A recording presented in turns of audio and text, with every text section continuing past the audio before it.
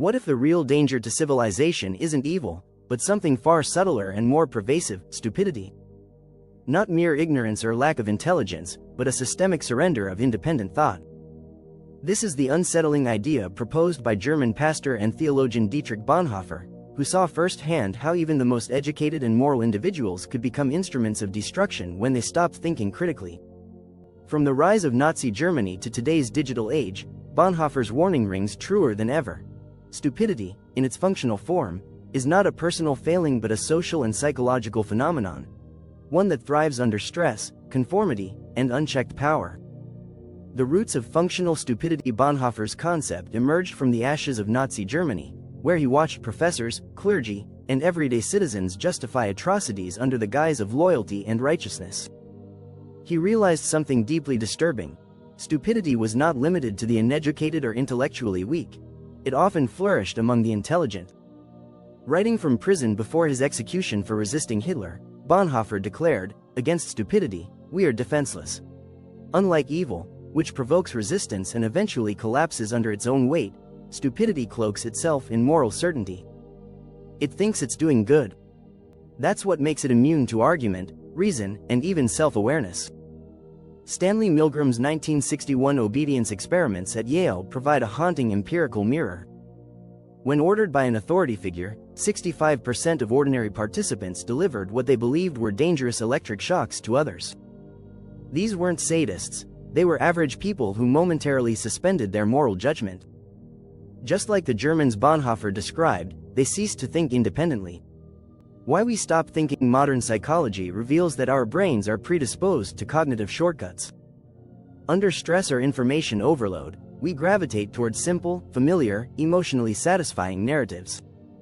Add social pressure to the mix, as shown in Solomon Asch's conformity experiments, where most people gave clearly wrong answers just to fit in, and our capacity for critical thought crumbles further.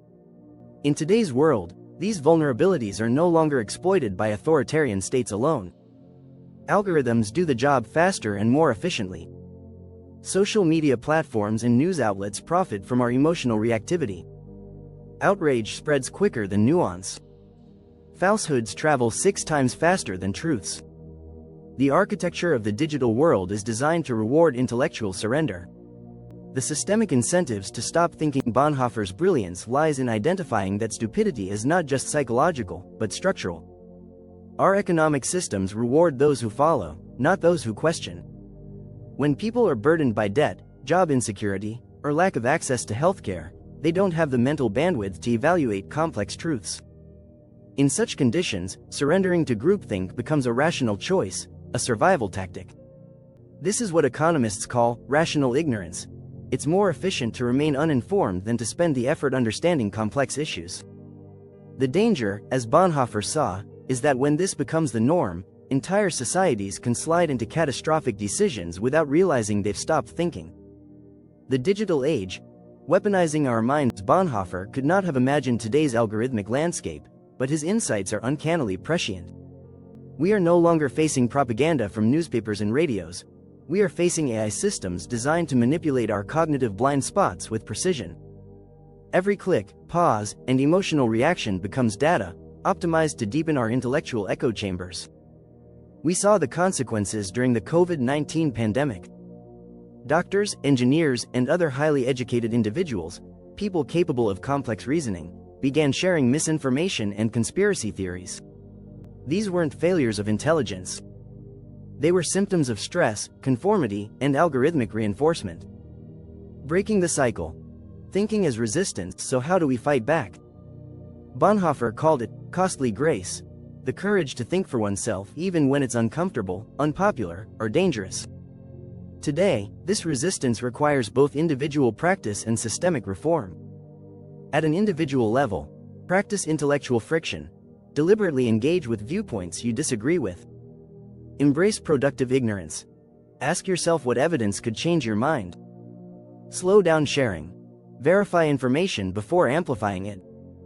Say, "I don't know," more often. In a culture of overconfidence, humility is revolutionary.